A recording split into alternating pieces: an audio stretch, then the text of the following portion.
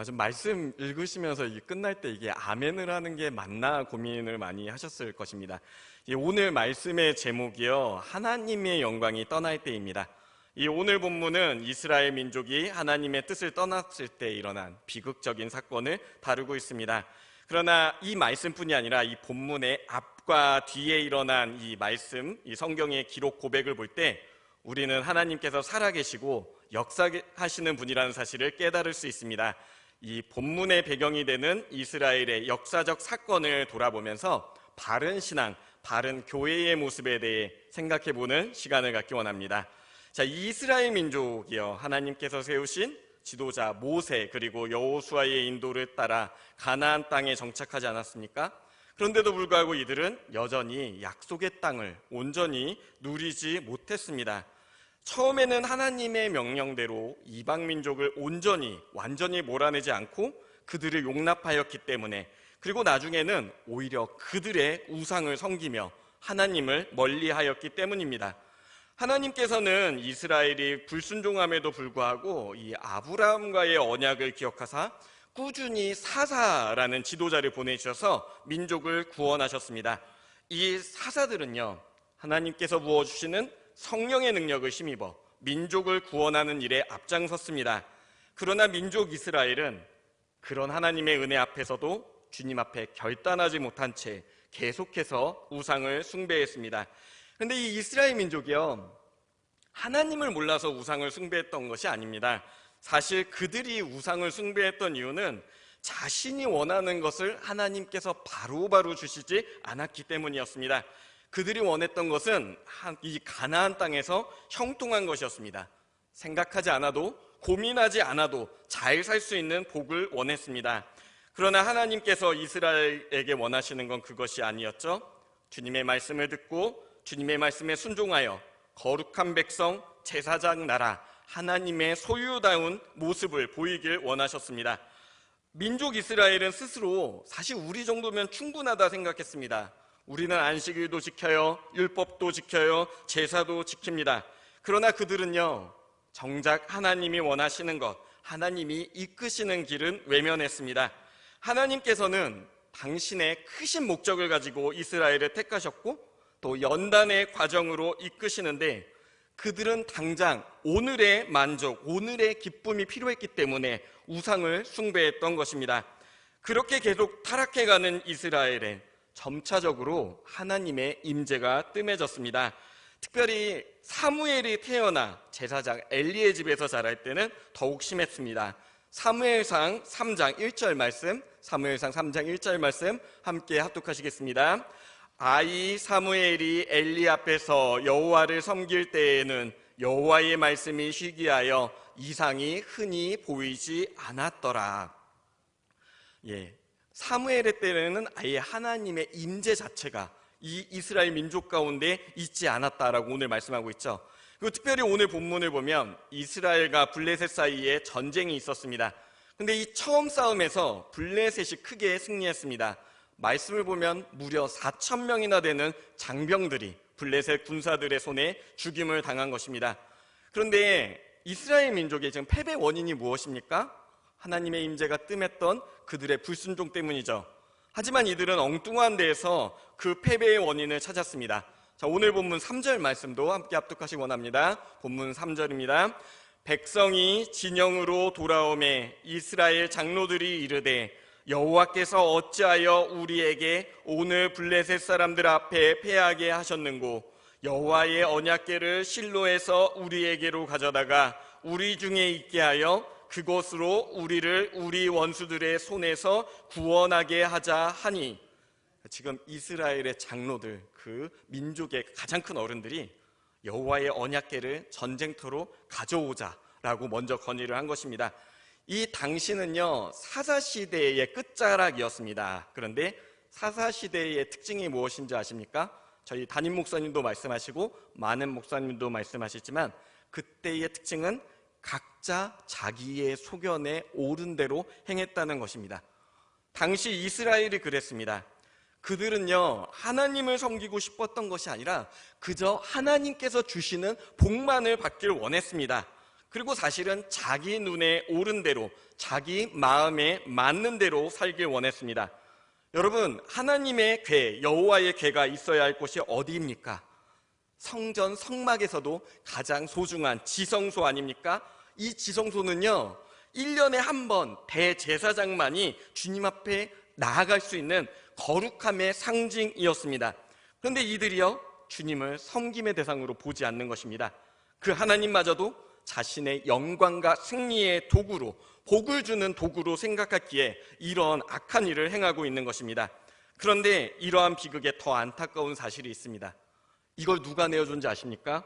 바로 당시 대제사장이었던 엘리가 군인들에게 내어줬다는 사실입니다. 본문 4절 말씀 함께 합독하시겠습니다. 이에 백성이 실로에 사람을 보내어 그룹 사이에 계신 만군의 여호와의 언약궤를 거기서 가져왔고, 엘리의 두 아들 홈니와 비느하스는 하나님의 언약궤와 함께 거기에 있었더라. 이제 백성들이 법궤를 가지고 오라고 실로에 사람을 보냈습니다. 자신들의 승리를 위해 하나님의 언약궤를 이용하겠다고 지금 말한 것이죠. 그런데 엘리 대제사장은요, 이 언약궤를 백성들에게 쉽게 내어줬습니다. 여러분, 대제사장의 사명이 무엇입니까? 죄인인 백성을 대표하여 하나님 앞에 나아가는 중보자여야 하지 않습니까? 민족의 대표로서 하나님 앞에 서서 이 민족의 죄사함을 구하는 것이 그의 역할입니다. 백성들이 법궤를 범하려 한다면 사실 그가 목숨을 걸고 이것을 지키고 백성들을 책망하는 것이 그의 사명이었습니다. 그런데 정작 엘리마저도 이 하나님을 가벼이 여겼습니다. 오히려 자신의 두 망나니 아들, 철없는 제사장이었던 홈니와 비느하스에게 궤를 관리하려고 전쟁에 같이 보냈습니다. 그리고 이 철없는 아들들은요, 내가 이걸 가지고 오면 사람들이 나를 더 존경할 거야, 나에 대한 모든 소문들이 다 가라앉겠지, 내가 새로운 대제사장으로서 사람들의 존경을 받을 거야, 이런 철없는 생각으로 그 법궤를 가지고 전쟁터로 나아갔습니다. 물론요, 처음 법궤가 왔다는 소식을 들었을 때 이스라엘 민족은 사기가 올랐습니다. 블레셋 군인들은 반대로 그것을 들고 긴장했습니다. 이 블레셋 사람들도 이스라엘 민족이 가나안에 정착할 때 여호와 하나님께서 이스라엘 민족을 구원한 사건을 들은 바 있었기 때문입니다. 여러분, 가끔씩 세상 사람들이 교회가 종교 장사한다 이런 비아냥하시는 거 좀 들으시죠? 사실 오늘 본문 같은 상황이 가장 그런 대표적인 예라고 할 수 있을 것입니다. 지금 이스라엘이요, 하나님의 전능성을 팔아서 소원을 들어주는, 승리를 가져다주는 이 모습을 삼으려고 이기적인 모습을 보이지 않습니까? 그들은 말씀에 순종하기 싫어했고 오히려 자기의 유익을 위해 하나님을 마음대로 이용하기 원했습니다. 이 민족을 영적으로 지도해야 할 종교 지도자, 오늘날로 치면 교회로 치면 목사일 것입니다. 이 대제사장 그리고 제사장들도 오히려 이런 분위기에 편승해서 인기와 안위를 보장받겠다고 하나님의 언약궤를 이제 성막이 아닌 전장에 가져온 이런 상황이죠. 하나님을 오로지 자신의 승리와 안위의 수호신으로 전략지키는 그런 장면입니다.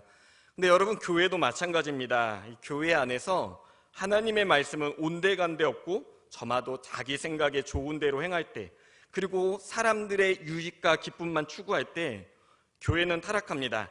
우리들 생각에는 선교를 하고 전도를 하려면 사람들의 취향도 맞고 입맛에서 맞고 이런 것들 잘 맞춰주면 교회가 부흥할 것 같은데, 오히려 세상 사람들이야말로 교회의 존재 목적에 대해 생각한다는 사실 아십니까? 그들이 우리를 볼 때요, 저들이 말하는 하나님이 정말 계신가? 저들이 말하는 하나님은 정말로 공의롭고 살아계신가? 이런 것을 기대한다는 것입니다. 그러나 우리가 저마다 자기 소견에 옳은 대로 행하면요, 사람들이 교회에 실망하면서 하는 말이 있습니다. 교회 다니는 놈들도 다 똑같아. 아니, 교회 다니는 놈들 더하더라. 뭐가 똑같고 뭐가 더 심한다는 얘기입니까? 자기 이익, 이기심을 따르는 모습을 일컫는 말 아닙니까? 성경 속 하나님의 말씀대로 네가 믿는 그 하나님이 살아계시고 네가 그 하나님을 믿으면 너는 그렇게 악을 행할 수 없다라고 이렇게 사람들이 생각하는 것이죠.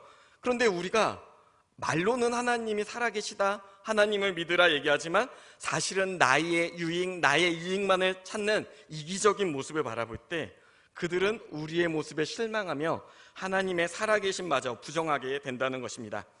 법궤를 손에 장착해 사기가 올라간 이스라엘과 그 소식을 들어 긴장한 블레셋. 특별히 당시에는요, 이 민족끼리의 전쟁은 각 신들의 전쟁이라는 생각이 있었습니다.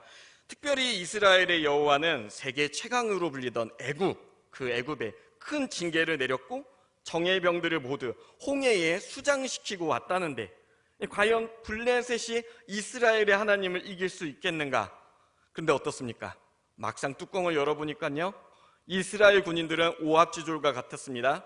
언약궤는 전장에 있었지만 그곳에 하나님은 임하지 않으셨습니다. 그리고 그로 인해 블레셋 군인들은 이스라엘 군인들을 물리쳤고 언약궤를 탈취했습니다. 이 전쟁에서요, 홈리와 비느하스가 죽었습니다. 그리고 이 소식을 들은 이스라엘의 대제사장, 민족의 지도자 엘리도요, 이 소식을 듣자마자 놀라 뒤로 엎어졌는데 하필이면 목이 부러져 죽었습니다. 여기서 그치질 않았습니다. 임신 중이었던 비느하스의 아내가요, 하루아침에 시아버지, 남편, 집안이 다 죽었다는 말을 듣고 너무나 충격을 받았는데 이 충격이 너무 커서 이제 조산을 하게 됐습니다. 근데 아이가 잘 나오지 않는 거예요. 난산 도중에 너무나 고생을 하면서 그녀도 숨을 거두게 되었습니다. 자, 이 하루아침에 지금 민족의 대제사장, 그리고 이 대제사장을 이어야 하는 두 아들, 그리고 이 두 아들의 손주까지도 태어나다가 이제 그 며느리까지 죽는 이런 사건이 일어났습니다. 물론 비느하스에게 아들이 있긴 있었는데 제사장의 직분을 감당하기에는 너무 어리고 미숙했습니다. 우리가 잘 알고 있는 사무엘도요, 이 사건이 일어날 때는 불과 12살의 어린 소년이었습니다. 비느하스의 아내가 난산 중에 숨을 거두는데 아이가 결국 태어는 났어요. 근데 이 아이를 보면서 온갖 서러움이 다 밀려오면서 너는 이가봇이다 이러면서 죽었습니다. 이 이가봇이 무슨 뜻인 거 아니? 하나님의 영광이 이스라엘을 떠났다, 이런 비극적인 선언이 된 것입니다. 사랑하는 성도 여러분, 하나님의 부재는 민족의 비극이며 교회의 비극임을 기억하시길 소망합니다. 영적 이스라엘로 부름받은 우리 교회도요, 하나님의 영광이 떠나면 무엇보다 초라한 모임이 된다는 사실을 우리는 기억해야 합니다. 우리가 교회로 부름받은 까닭 무엇입니까? 주님의 말씀에 순종하고 그분의 은혜를 예배하기 위함이 아닙니까? 우리 누구도요, 하나님을 자신의 도구로 생각해서는 안 됩니다. 하나님은 그 무엇보다 존귀한 우리의 예배의 목적, 삶의 목적임을 믿으시길 소망합니다. 자, 여호와의 궤를 탈취한 블레셋 군인들, 한마디로 신이 났습니다. 자기들이 하나님이라 믿던 다곤 신이 이스라엘의 신 여호와를 이겼다. 과연 우리 민족이야말로 참 하나님을 믿는구나. 그래서 그들은요, 그걸 기념하려고 여호와 하나님의 법궤를 가지고 다곤 신전에 갖다 놨습니다. 사무엘상 5장 2절에서 4절 말씀, 사무엘상 5장 2절에서 4절 말씀 함께 합독하시겠습니다.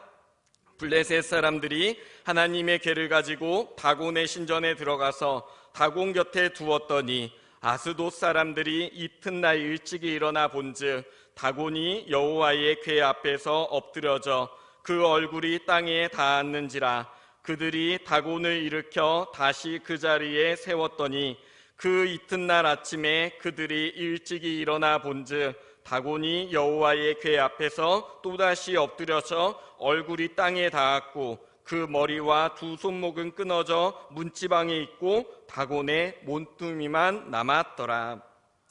여러분, 이 다곤이라는 이름은 아마 좀 낯설게 느껴질지 모릅니다. 대신 여러분, 바알이라는 이름을 많이 들으셨을 거예요. 이제 가나안의 풍요의 신이 바알이다, 그 아내가 아스다롯이다, 이런 건 다 들어보셨을 건데 이 바알에게도 아버지가 있습니다. 이 아버지가 다곤입니다. 이 한마디로 얘기하면요, 블레셋인들에게 가장 높은 신이 다곤입니다. 근데 이제 여호와의 궤를 다곤 신전에 놓은 이유는 우리의 신이 너를 이겼다, 복종시켜야겠다고 놨는데 막상 다음날 아침에 보니까요, 다곤의 심상이 엎드려졌습니다. 몸뚱이를 제외하고는 모든 것이 다 끊어졌습니다. 아니 아무리 우연이라고 해도 너무나 흉흉하지 않습니까? 이거 뭔가 큰일이 일어났구나. 정말 그 이스라엘의 여호와가 우리의 다곤보다 더 크고 강한 신인 것이 아닌가, 그들의 두려움이 밀려왔습니다. 그런데 블레셋의 재앙이요, 지금 여기서 그치지 않습니다. 사무엘상 5장 6절 말씀, 5장 6절 말씀 합독하시겠습니다. 여호와의 손이 아스돗 사람에게 엄중히 더하사 독한 종기의 재앙으로 아스돗과 그 지역을 쳐서 망하게 하니. 그러니까 이제 다곤 신전이 있던 이 아스돗 지역이에요, 신전에만 있는 게 아니라 모든 사람에게 독한 종기가 퍼져나갔습니다. 그들이 아니 도대체 우리에게 갑자기 이런 일이 왜 일어나는가, 이스라엘의 신이 우리에게 징계하는 것이 아닌가, 이거 안 되겠다 싶어가지고요, 이 여호와 하나님의 궤를 신전에서 가드라는 지역으로 옮겼습니다. 그런데 이게 웬일입니까? 가드에서도 강한 독종이 기승을 부렸습니다. 이거 정말 안 되겠다, 좀 변방으로 가져가야겠다 해서요, 이번에는 에스론이라는 지역으로 가져갔습니다. 그런데요, 재앙의 소문을 들었던 에스론 사람들이요, 온다는 소식만을 듣고 울부짖는 것입니다. 우린 다 죽었구나, 망하였구나. 성경 말씀을 보면요, 이 울부짖는 소리가 성읍을 넘어 하늘에 닿았다라고 합니다. 그러니까 이들이 이 재앙을 얼마나 어마어마하게 두려워하며 하나님을 향한 두려움과 경외감을 키워갔는지 짐작해 볼 수 있습니다. 여러분, 이게 참 아이러니한 상황이지 않습니까? 정작 택함받은 이스라엘은요, 자신들에게 복을 베푸시던 이 하나님을 경히 여기면서 그분의 살아계심을 잊고 살았는데, 오히려 이방의 블레셋이 징계를 받으면서 여호와 하나님 정말 살아계시구나, 능력의 하나님이시구나, 전능의 하나님이시구나 라고 절규하고 있는 것입니다. 이제 블레셋의 대제사장 그리고 복술가들이 모였어요. 이 여호와의 궤를 어떻게 하는가 논의하기 시작했습니다. 자, 일단은 우리가 이 여호와의 궤를 새끼를 낳은 지 얼마 안 되는 암소 2마리의 수레에 실자, 그리고 두 방향을 만드는 겁니다. 한쪽 방향은 이제 블레셋과 이스라엘의 경계에 있는 벳세메스라는 동네가 유대 지역입니다. 경계 쪽에 놓고 반대쪽에는 새끼 소들을 놓는 겁니다. 젖을 먹어야 되는. 그리고 이제 새끼를 낳은 지 얼마 안 나지 않았습니까? 과연 이 소가 법궤를 싣고 어디로 가는가를 지금 시험을 하는 것입니다. 근데 암소가 자식을 낳고 젖이 부르면요, 자연스럽게 새끼에게 가는 것이 순리입니다. 그걸 막기 위해서 소 여기 코에다 이거 하는 거 아닙니까? 그런데 이걸 그냥 풀어두는 거죠. 자, 이 소가 과연 어디에 갑니까? 저쪽 편에서는 새끼 염소가 배고프다고 음메 소리를 내는데 이 암소 2마리가 새끼를 향해 가는 것이 아니라 지금 벳세메스, 이 블레셋 아스돗에서 가장 가까이 있는 그 레위인의 영토를 향해 가는 것이 아니겠습니까? 설마 한 거죠. 그래도 웬만하면 새끼 소에게 가겠지, 우리에게 내려온 건 그냥 전염병일 뿐이야 라고 믿고 싶었는데, 하나님께서 그런 이방의 시험에 가만히 계신 분이십니까? 그 민족 가운데 스스로 당신이 살아계심을 역사하사 이 소들이 이스라엘 유대 땅으로 움직이는 역사를 일으키셨습니다. 어떤 의미에서는, 근데 이 재밌는 게 뭐냐면요, 이들은 사실 설마 했지만 한편으로는 유대 땅으로 간다면, 그가 진정한 하나님이라면 이 법궤가 떠났을 때 자신들의 저주가 끊어질 거라는 그런 기대를 갖고 있었습니다. 자, 이쯤 되면요, 이스라엘 민족하고 블레셋 중에 누가 더 하나님의 법궤, 하나님의 임재에 대해서 더욱더 의미를 부여하고 있는 것입니까? 대답하지 않아도 여러분 잘 아실 것입니다. 자, 사무엘상 6장 3절에서 6절 말씀, 사무엘상 6장 3절에서 6절 말씀 함께 합독하시겠습니다. 그들이 이르되 이스라엘 신의 궤를 보내려거든 거저 보내지 말고 그에게 속건제를 드려야 할지니라. 그리하면 병도 낫고 그의 손을 너희에게서 옮기지 아니하는 이유도 알리라 하니, 그들이 이르되 무엇으로 그에게 드릴 속건제를 삼을까 하니, 이르되 블레셋 사람의 방백의 수요대로 금독종 5과 금지 5마리아야 하리니 너희와 너희 통치자에게 내린 재앙이 같음이니라. 그러므로 너희는 너희의 독한 종기의 형상과 땅을 해롭게 하는 주의 형상을 만들어 이스라엘 신께 영광을 돌리라. 그가 혹 그의 손을 너희와 너희의 신들과 너희 땅에서 가볍게 하실까 하노라. 애굽인과 바로가 그들의 마음을 완악하게 한 것 같이 어찌하여 너희가 너희의 마음을 완악하게 하겠느냐. 그가 그들 중에서 재앙을 내린 후에 그들이 백성을 가게 함으로 백성이 떠나지 아니하였느냐. 지금 이 말씀 놀랍지 않습니까? 오히려 그들이요, 우리가 여호와 하나님께 범죄하였으니 하나님께 제사함을 위해 속건제를 드리겠다라고 고백하는 것입니다. 이 속건제가 원래는 성물을 훼손시켰을 때 그것을 배상하고 동시에 죄를 주님 용서하기 바랍니다 하면서 죄사함을 비는 제사, 이게 속건죄입니다. 근데 정작 하나님의 궤를 지성소에서 모셔야 할 이스라엘의 대제사장들도 하나님을 업신여겼는데 오히려 블레셋의 제사장과 복술가들이 하나님께 자기 민족의 죄를 사해달라며 금독종 5개, 금지 5개를 만들어 제사하고 있는 것입니다. 물론 방법은 잘못됐죠. 형상을 만들어 예배하는 것은 하나님께서 가증히 여기시는 죄악입니다. 그러나 그들은 하나님을 두려워하고 자신들이 할 수 있는 최선의 방법으로 하나님께 제사했습니다. 어리석은 이스라엘의 과오에도 불구하고 하나님께서는 스스로 지존하심을 이 이방 가운데 드러내셨던 것입니다. 그래서 블레셋의 그 누구도 감히 자신들의 심히 여호와 하나님을 이겼다 말하지 못하는 이런 놀라운 상황을 만드셨습니다. 그리고 이 궤를 수레에 심은 암소는 새끼소에게 가지 않고 벳세메스를 향해 바르게 갔습니다. 사무엘상 6장 10절에서 12절 말씀도 합독하시겠습니다.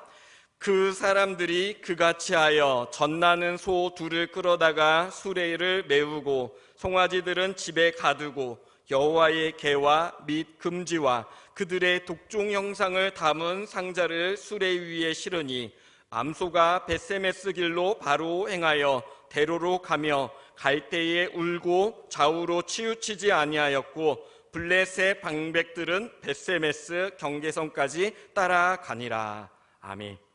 참으로 놀라운 상황이 아닐 수 없습니다.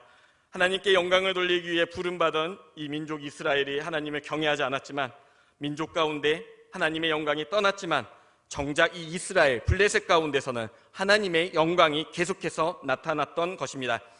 하나님께서는 이방의 우상들을 물리치시고 스스로 살아계심을 드러내사 이방 가운데서도 경배받으시는 놀라운 역사를 이루셨습니다. 하나님을 예배할 줄 모르던 블레셋인들이요, 이 하나님의 언약궤 이스라엘에 돌아가는 그 모습을 끝까지 따라가다가 차마 이스라엘의 땅 경계선에선 넘어가지 못했습니다. 그러나 그들은 하나님의 살아계심을 체험했고 그들의 주님의 살아계심을 고백할 수밖에 없었습니다. 자, 이 말씀이 우리 교회에게 주는 메시지는 분명합니다. 우리가 여호와 하나님을 바르게 섬기지 않으면 그분의 영광이 이 교회를 떠날 수도 있다는 사실입니다. 그러나 하나님의 역사가 이곳에 임하지 않는다고 해서 하나님께서 살아계시 않은 것은 아닙니다. 그분은 분명 이 시간에도 살아계시고 역사하시며 지존하신 주님이심을 믿으시길 소망합니다. 여러분, 교회는요, 우리 각자 직분자가 함께 세워지는 공동체입니다.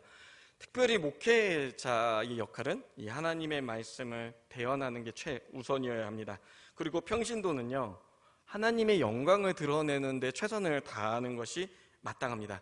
그런데 만약 목회자가요, 하나님의 뜻은 전하지 않고 정말 여러분 귀에 듣기 좋은 말씀만 전한다면, 성도들의 인기를 위해서 하나님의 말씀을 왜곡하고 지켜야 할 우리 복음의 본질도 막 훼손시킨다면 어떤 일이 일어나겠습니까?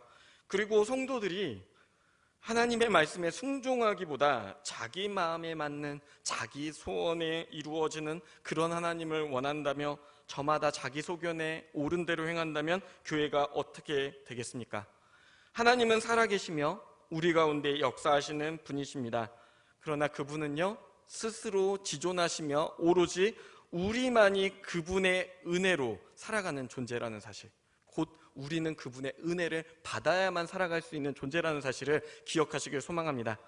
교회는 하나님의 영광이 떠날 때 절망과 심판의 늪에 빠질 수밖에 없습니다. 그러나 이 민족 이스라엘이 여기서 그대로 가라앉았다면 참 우리의 마음은 정말 많이 아팠을 것입니다. 하지만 이 이스라엘 민족이 법궤가 돌아온 날로부터 20년 동안 영적인 회복을 겪습니다. 가장 큰 이유는요, 단순히 법궤가 돌아왔다는 이유 때문이 아니었습니다. 하나님의 사람 사무엘, 하나님의 말씀을 그 민족 가운데 전하는 주님의 지도자가 일어났기 때문입니다. 그의 입술의 모든 말이 하나님의 뜻을 담고 있었기에 하나도 땅에 떨어짐이 없이 사람들의 마음을 움직였습니다. 많은 이들이 사무엘이 전하는 하나님의 말씀을 듣고 통회하며 주님께로 돌아왔습니다. 자, 사무엘상 7장 3에서 4절 말씀 함께 합독하시겠습니다. 사무엘이 이스라엘 온 족속에게 말하여 이르되 만일 너희가 전심으로 여호와께 돌아오려거든 이방 신들과 아스다롯을 너희 중에서 제거하고 너희 마음을 여호와께 향하여 그만을 섬기라. 그리하면 너희를 블레셋 사람의 손에서 건져내시리라. 이에 이스라엘 자손이 바알들과 아스다롯을 제거하고 여호와만 섬기니라. 아멘. 사무엘의 선포가 이어지자 백성들이 모두 미스바로 모였습니다. 그들이 우상을 제하였고 또 여호와 하나님께서 바알의 아버지 다곤을 꺾고 이스라엘 중에 돌아온 사건을 찬양했습니다. 사무엘이 선포한 하나님의 말씀을 마음에 받아 그들이 감화되었습니다. 블레셋인들은요, 이스라엘 민족이 미스바에 모였다는 얘기를 듣고 다시 한번 이스라엘과 겨루기 위해 나왔습니다. 너희들이 물론 여호와의 법궤에 이 사건이 있었지만 전쟁은 우리가 이겼다. 너희의 군인들은 많이 죽었고 너희들은 앞으로 많은 것을 잃었기 때문에 우리와 싸움이 되지 않는다. 이 싸움은 반드시 우리 블레셋이 이긴다라는 그런 확신으로 나아갔습니다. 그러나 이스라엘 민족은 달라졌습니다. 뭐가 달라졌습니까? 장비가 좋아졌습니까? 경제가 좋아졌습니까? 아닙니다. 단 하나만 바뀌었습니다. 여호와 하나님을 향한 신뢰가 회복되었습니다. 사무엘상 7장 8절에서 9절 말씀 함께 또 합독하시겠습니다.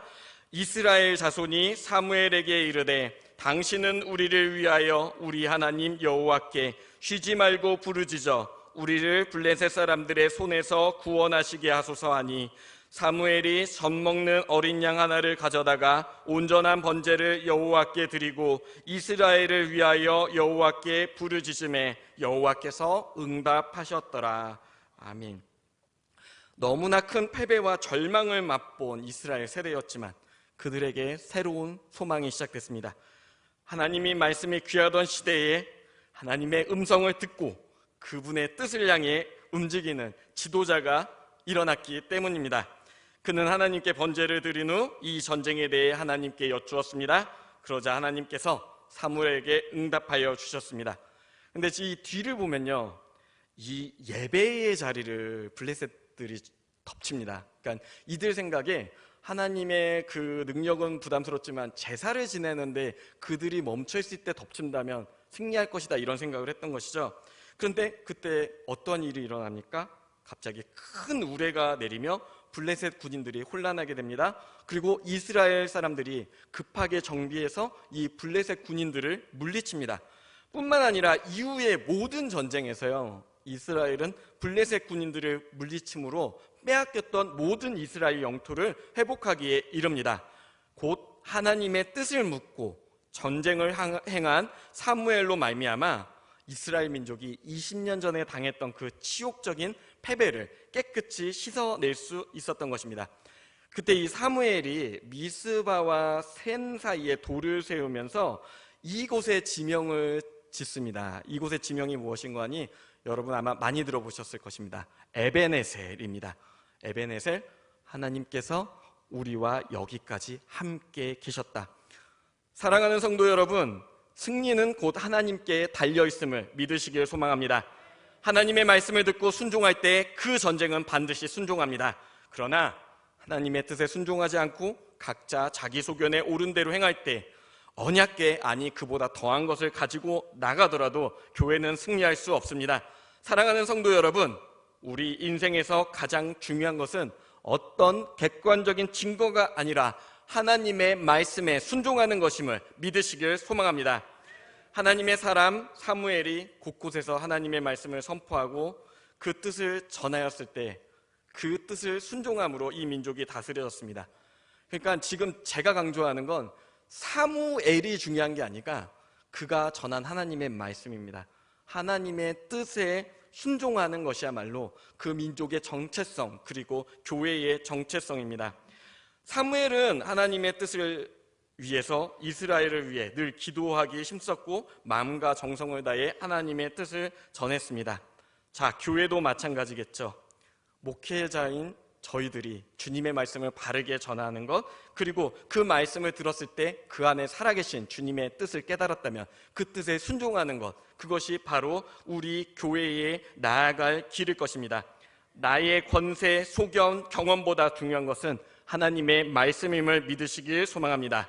교회에 나아갈 길은 세상적 관점, 경험이 아니라 하나님의 말씀과 뜻에 있음을 기억하며 나아갈 때 에베네셀의 하나님께서 마지막 날까지 우리와 함께 하실 것입니다. 기도하시겠습니다.